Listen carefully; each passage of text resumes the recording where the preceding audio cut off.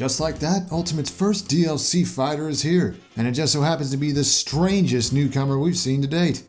A lot of buzz surrounding the new plant on the block, as fans seem nearly as hyped as Verity is, to where you'd never know there were such mixed reactions upon its reveal 3 months ago.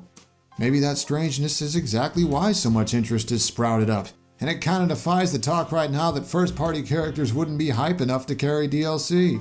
I mean, all the plant gang tags sure imply otherwise. So, how the hell does a sentient plant who lacks conventional appendages even fight? How do its overall design and moves intertwine to create a fighting style that Piranha Plant players want to shoot for? Let's take a look. Fair warning, the info you're about to see dates to version 2.0 of Ultimate, right at the point where Piranha Plant was added. Depending on what we see from future balance patches, this might end up laughably inaccurate for those of you watching in the distant and exotic year of 2020.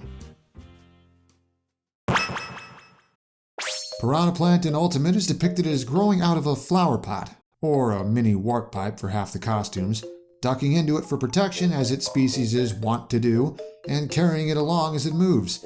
If you look closely, its walk and run animations actually show little roots sticking out the bottom that act like feet, which is ingenious since this is something we've seen certain subspecies do before. PTOOIE and stalking piranhas move around this way in the games they appear in. And the references just keep coming because every single alternate color is a nod to a different type of Piranha Plant. Pink appears inspired by the Piranha Creepers from Super Mario 3D World, and maybe Dino Piranha from Galaxy 1. Purple is a dead ringer for the Spiny Piranha, also from Galaxy 1. Green is the obligatory nod to the original Super Mario Bros., complete with orange stalk and orange trim on the leaves. And blue is based on the palette swap used in the cave levels in Super Mario Bros. Notice the same use of orange? The black alt appears to be the inky piranhas that muck up your screen in Super Mario 3D Land, while the white one is a loose interpretation of the undead bone piranhas from New Super Mario Bros. 2. Wait, since when did plants have bones?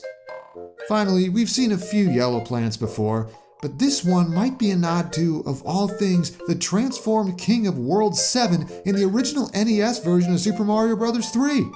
Talk about your deep cuts. Piranha Plant stats, courtesy of people with much more technical know-how than yours truly, are quite surprising. A lot of parameters have changed since that extra data we found lying around in the files back at launch. For example, bet you didn't expect this thing to be a heavyweight. In fact, it's the 8th heaviest character we've had so far, meaning it'll be living about as long as those weeds in your backyard that refuse to go away. Piranha Plant's got a very slow walk, but otherwise average grounded movement. Exact same running speed as Mario, no less, along with meh airspeed and super fast fall speed, tied for second fastest in the game. It's a weird combination that doesn't mind going up and down a lot, and would rather stick to short bursts of movement when on the ground rather than prolonged running or jumping forward, which makes approaching opponents not so simple. Piranha Plant's got a gimmick too, though don't expect to see it happen often. If anyone attempts to footstool jump on it while it's crouched in its pot, it lunges up and bites them for it. What gives? I thought you guys weren't supposed to come out of your pipe if someone stands next to it. It's just a weak hit, and it's so situational that it won't get utilized in competitive play anytime soon. But hey, it's a neat reference and a moveset already crawling with him. Piranha Plant's jab combo looks more complicated than it is. Active on frame 2, it's really fast as an up-close option, and the damage ain't half bad for a quick self-contained combo you can fall back on to put some damage on people. Remember, damage output is slightly higher in 1v1. Having the option to use either a single hit finisher or a rapid flurry at the end adds some versatility. Forward tilt's kinda weird. Press A to do a single bite, then pressing again adds a second for more damage and the move's main source of knockback. Has nice range and fairly quick startup, and being able to do 1 or 2 inputs gives it some slight mix-up potential on shields. Can kill at very late percents, but if your opponent's still alive by then, you probably did something wrong. Looks like someone got the memo to use their head, as Piranha Plant swings wildly for its up tilt. Mainly useful for catching aerial approaches or landings, it also reaches behind you a little, and can even combo into stuff from around 20 to 60%. Too much knockback rope to confirm into anything at higher percents though. Piranha Plant's down tilt is useful, but lacks some of the advantages down tilts usually have. This low leaf sweep has more reach than you'd think, and pops people up for fairly easy follow-ups at low to mid percents. But at frame 9 it's pretty slow by down tilt standards, and Plant doesn't duck very low during it, so you can't really use it to sneak under high attacks.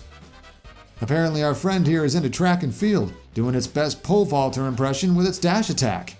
Comes out quick and covers landings and punishes whiffed aerials really well, but it can't combo into anything and it doesn't deal enough knockback to kill even at high percents, to say no less of its end lag making it super unsafe on shield. It's a move with a specific role in mind for punishing or prolonging your advantage, so use it in that role and you'll be rewarded. Ready for more references? For its forward smash, Piranha Plant sprouts the spikes of a prickly piranha from Super Mario Galaxy and swings its head like a bludgeon. It's as laggy as you'd expect, but it's got respectable reach and power to justify the lag. Plant's head is even intangible while swinging, meaning the head basically acts like a sword for this move. Overall, it's a situational but effective attack that's great for when you get a read on a roll or for hitting someone when they space an attack wrong. For its up smash, Piranha Plant does what it does best. This baby's got 2 hits, a launcher hitbox at the start into the main hit as the bite comes out. It doesn't reach on the sides much, but its vertical range is enough to be a strong anti-air option, and trapping platforms with its maximum reach can net you KOs very early. This character's got a lot of good ground-to-air options, and its up smash is just one more example. And did that thing just breakdance? I guess even plants need hobbies. Piranha Plant's down smash does the usual down smash stuff of covering space and catching rolls or get-up options, and it's got some power to it, especially the back hit. You can kill surprisingly early with it if you hit someone at the ledge. Piranha Plant's air game is interesting, and its neutral air starts things off with a bang, or should I say a buzzsaw. This rapid spin of leaves may give you flashbacks of Palutena and Pikachu's nairs, but this one's got some flaws that make it not quite so infuriating to deal with. Comes out surprisingly late for this style of nair, doesn't auto-cancel from a short hop, and has a whopping 15 frames of landing lag that looks more like something out of Smash 4 than Ultimate. It's so much that a falling nair doesn't appear to true combo into anything. These flaws make this neutral air more defensive in nature, used to get people off you or put out a long-lasting hitbox when edgeguarding. And hey, the damage is actually pretty nice. Piranha Plant's forward air is a bit more distinct, swinging its pod upward to whack anyone in range. Again, solid hitboxes for a non-swordsman and nice damage if you hit with a sweet spot on the pod itself, but it has too much end lag to combo into anything, doesn't auto-cancel from a short hop either, and its landing lag doesn't do it any favors. This move works best as a combo finisher, or to use its knockback to push opponents back to gain stage control or send them off stage entirely. Maybe even wondering up until now, wait, can't Piranha Plant spit fireballs? Why haven't we seen that yet? Well, some can, and this one modifies that power into a burst of flame for its back air. As slow and laggy as you'd expect, but it hits hard and kills early. With merely alright range, it's definitely not something you can fish for, built more to be a tool for whiff punishing. Bait your opponent into swinging and missing, and then set them ablaze. Tired of laggy and unwieldy aerials? Have I got news for you. Piranha Plant swings its head in an arc for its up air, in a move equal parts quick and comboable. This thing leads into all sorts of stuff at varying percents, and even auto-cancels super early. Another cornerstone of Plant's advantage state, it grants effective juggling abilities on top of the other anti-landing stuff you already got. It's a super versatile move that you can throw out in a lot of situations, with one problem. It doesn't hit in front as well as it looks like it should. Plant's head moves a little too far into the Z-axis at the end. This is something that'll probably get fixed in a patch, but until then, keep it in mind. Ever been spiked by a flower pot? Piranha Plant's down air attempts just that, and a move that is very fast by spike standards, if you can hit it. See, the sweet spot is kind of finicky and difficult to land on aerial opponents. I think it connects better if you hit them from the front. The sour spot's alright, but it's not the thing you're shooting for, you know? Useful if you can get the timing and positioning down at least, and short hop dare might have utility as a combo starter on the ground at mid percents. It needs research though, especially with its long landing lag and inability to auto-cancel from a short hop. Piranha Plant's grab game is actually better than you'd expect. Uses its leaf to grab people, which gives it range issues like you'd expect, but frame data wise, all 3 types of grabs come out fast by ultimate standards. Plant's pummel is actually a bite, and it's got the same uses as other pummels, tacking on a little extra damage before you throw your victim and helping refresh your other moves.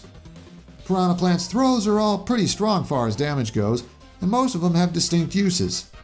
Down throw is a combo starter for a good range. Back throw can kill at the ledge. And up throw can kill without needing a ledge. Forward throw is the odd one out, but its knockback is significant enough to reliably chuck people off stage if you're not at a point where you can combo or kill them, and let your advantage state go to work. Now is the part where things get fun.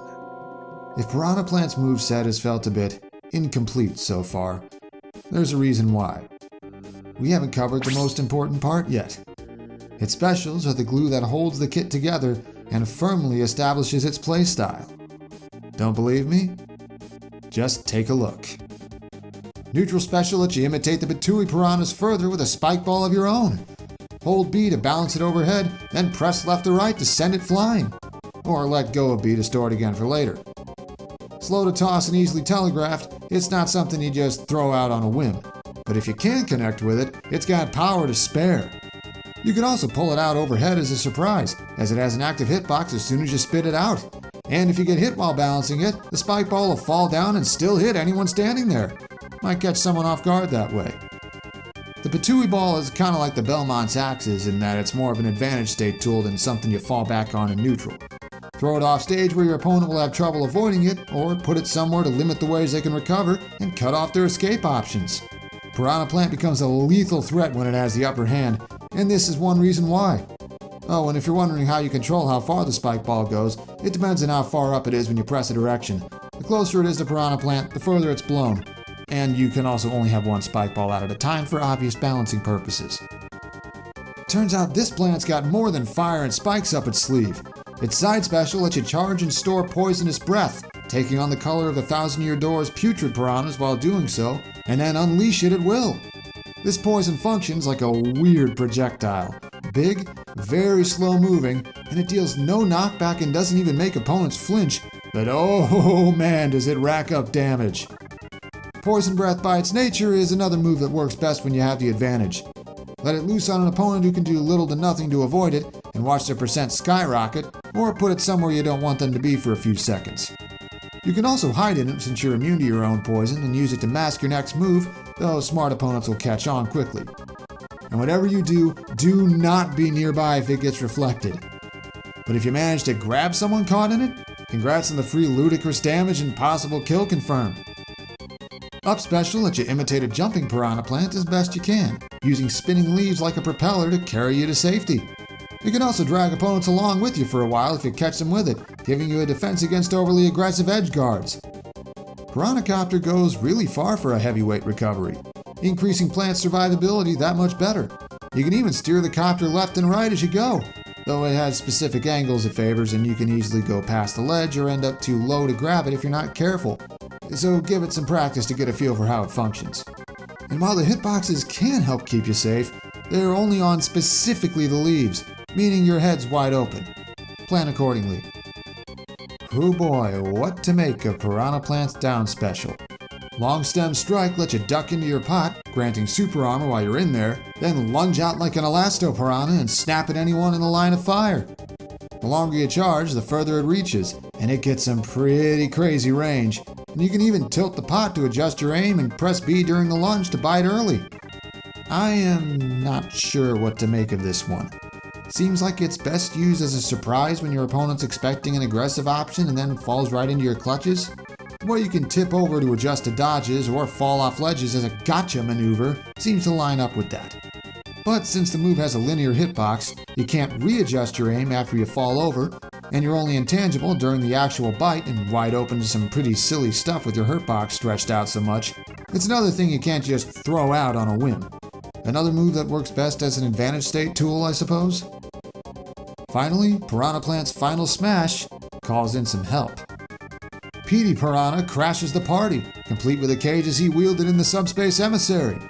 Any opponent who touches a cage gets captured and winds up a sitting duck as PETEY bathes both cages in fire and slams them into the ground for a finishing blow. You're actually still in play while PETEY's jumping around, and he follows where you go, so you can direct him around to catch whoever you want. You can even leap off stage and he'll plunge into the abyss and take your foes with him. Well, except for the part where he dies first and they get the chance to recover. Hey, even evil has standards. So that's Piranha Plant in a nutshell. A fighting stalk of sentient shrubbery who pulls out every trick in the book its species is capable of to strike back against those damn heroes who keep killing its brethren. An unconventional fighter with an equally strange moveset, but hey, that's part of the appeal. Piranha Plant seems to want to let neutral situations play out slowly, relying on catching opponents off guard or getting them to leave themselves open, since it doesn't have the breakneck movement or frame data of a rushdown fighter, nor the range or disjoints of a typical zoner. To that end, it'll probably fare pretty well against characters who rely on very specific options in neutral since they're easier to plan around. Once you win neutral is when things get fun, as Piranha Plant's moveset is geared big time toward the advantage state, rocking all kinds of ways to create corner pressure, punish aerial movement, and trap and juggle opponents attempting to land. Moves like forward smash, back air, and most of its specials also excel at surprising foes already in bad situations whose available options are limited. Piranha Plant even has great survivability on top of this, being far heavier than you'd expect and combining it with strong recovery. That said, it seems to lack tools to deal with zoning very well, especially since its own ranged options are ill-suited for neutral. Swords in particular will probably give this character fits. Makes sense. If there's a big plant blocking your path, use cut. That's my take on Piranha Plant as our newest addition to Smash. Weirdest heavyweight we've seen yet, for sure. Hey, if the rest of DLC ends up this off the wall, we're in for one hell of a ride, don't you think? Interested in seeing more moveset talk like this? I'm considering doing more of these for everyone else as they come out. Up for a Joker analysis once he's playable? In the meantime, I also create movesets for characters who haven't made it into Smash Brothers yet. Maybe I've done a character concept of one of your most wanted already. Special thanks to the help I got making the graphics look all nice and professional. And thanks as well to my patrons. If you'd like to become a patron yourself and support the channel and also get some rewards for doing so, check out the link in the description or just wait a few seconds for the end screen. And so, until next time.